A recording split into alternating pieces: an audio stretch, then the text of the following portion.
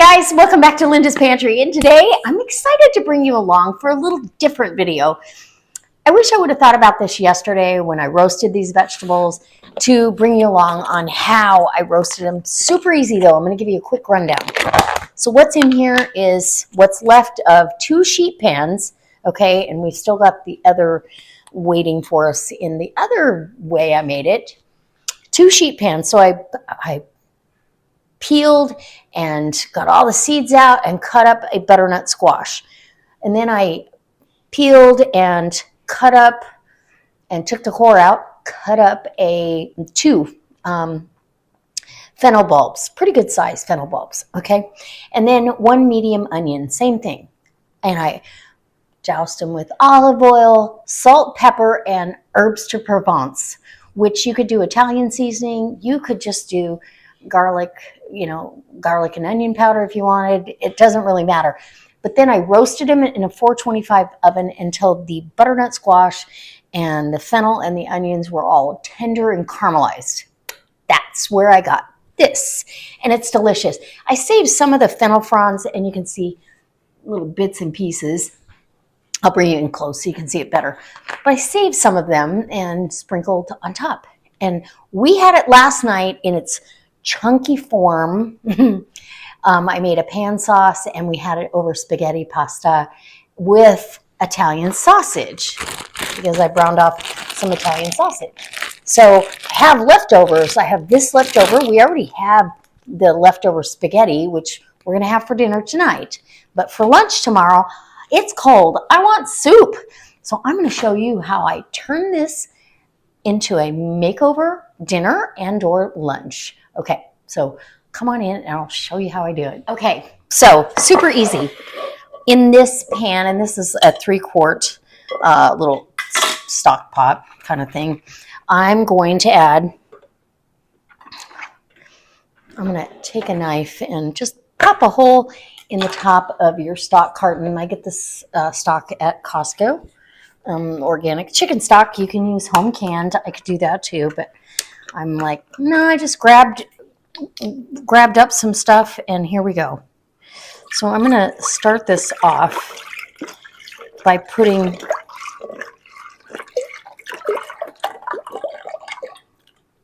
we're going to eyeball it. I don't know that I want to put the whole quart until I get this in there. So all of the vegetables, and these are roasted and caramelized and delicious. And like I said, they're seasoned with herbs de Provence, and in they go. Sometimes, I don't want to put any more stock, so we're going to leave that stock carton. I used a little over half, so a little over 2 cups. About, we'll say 2.5 cups. 2.25 cups. And some of the pieces, of the butternut squash really got a nice char on them. It's okay. It is flavor. So I don't want to use the sausage yet. And I'm going to top this with homemade croutons. This actually is for my Thanksgiving stuffing, but I made this from a loaf of delicious sourdough bread. If you want to see how to make your own croutons, let me know. And I'll even show you how to make the bread and make your own croutons or bread stuffing for your holiday coming up. In fact, I might do a video on that anyway because a lot of people are like, I need to know. So I really want to add a little bit more seasoning because this is going to be soup and we already just diluted it with the stock. And a little bit of salt and pepper. I'm not going to put a whole bunch until at the end where I figure this out. Okay, let's go over to the stove. Okay, guys, I'm already changing things up. I opened the fridge to get out the sour cream, and lo and behold, I saw in the crisper part of a bell pepper, which if I hadn't seen it, it might have gone to waste. That is another reason why I use Thrive bell peppers most of the time, because there's no waste. I don't have something sitting in the fridge. I also had 2 sprigs of rosemary from the garden. I don't want to waste them. And this is going to be, I'm going to use the immersion blender. So this is going in. Oh yeah. This will give the soup a little bit different flavor. And we aren't wasting anything. we're getting all the stuff we need to get out of the fridge. And we're dressing this dinner up in a little different outfit.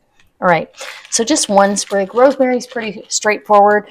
And then I'll just cut this up to make it easier. And red peppers and squash go hand in hand. So there you go. I just wanted to make sure you knew that. Hey guys, this is done.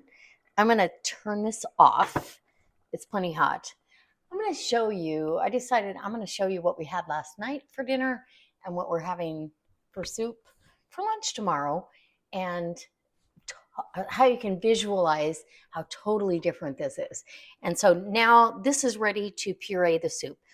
I don't think I didn't do anything since you were here. So I've got my immersion blender, and we'll go, be very careful because you can splatter hot soup. And you want to turn it off at this point because, well, we're going to be adding sour cream and changing it up just a little bit. On the back burner, I have a little more of a sauce to put over last night's dinner. I want to make this nice and creamy, so I'll be right back. Okay, I'm adding in a little more chicken stock, so you may need the full 2 quarts. I'm not going to put it in all at once.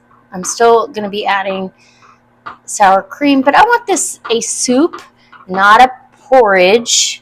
And I definitely, I love having that creamy consistency, but I still want it drinkable. Does that make sense? So we're going to put a little bit more. We're not using the whole 1 quart of chicken stock. Not doing it. And now I'm going to add, I may end up with all of it. I don't know. Now I'm going to add in the sausage chunks.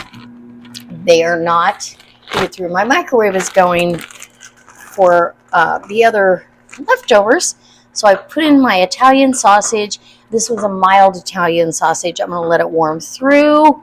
Super easy. And now, oh man, yes. I feel like we've got the perfect consistency. And I will add right at the end, because you don't want the sour cream to break. You don't want to add cheese while you're cooking it because it breaks. And yeah, so let me put the 2 plates together for you, and I'll show you what we had last night and what we're having for lunch tomorrow, and it's gonna be delicious. Oh, I am gonna add sour cream here, so I guess I should do that while you're on camera, or while this is on camera, and we're gonna do it a 1/4 cup at a time until we get a creamy soup. Oh yeah. We're just going to cream this up. And it's got that dark pumpkin color because of roasting the vegetables. I hope you can see that. I should bring you in close, but I will bring you in close for the end shots. And I see a big chunk that did not puree of the red bell pepper, but I'm okay with that. So let's add another 1/4 cup.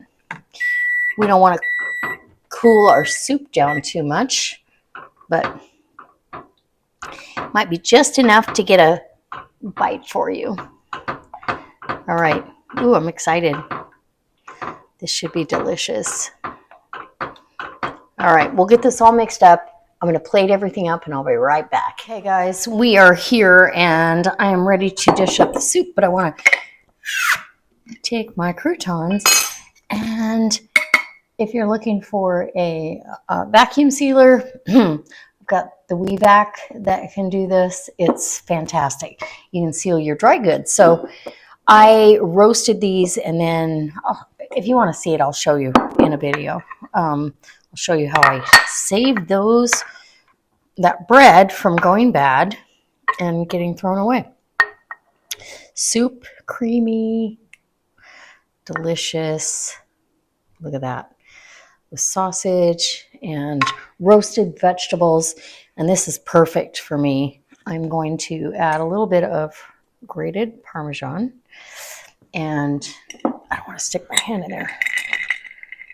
A couple of croutons to go on top, and a couple more over here on the spaghetti. Aha. And we have last night's dinner ready for tonight, and tomorrow's lunch or tonight's dinner, however you want to say it. We'll give you a taste test. Just the soup by itself. Let's do that. Wow, it's creamy. It's absolutely delicious.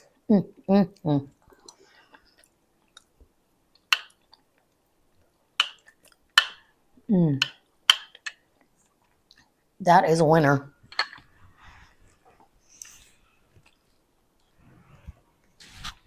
And this was just as good last night. So we're having this tonight as leftovers and a little toast on the side.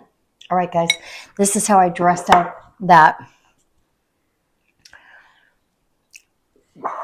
roasted vegetables dressed it up in a different outfit and made a soup out of it for you. So I hope it inspires you. I hope that if you have any, you want to see how I did this from the beginning, or you want to see anything else, leave me a comment down in the comment section. And if you like this sort of stuff, go ahead and hit that subscribe button. And I can't wait to see you next time. All right, bye.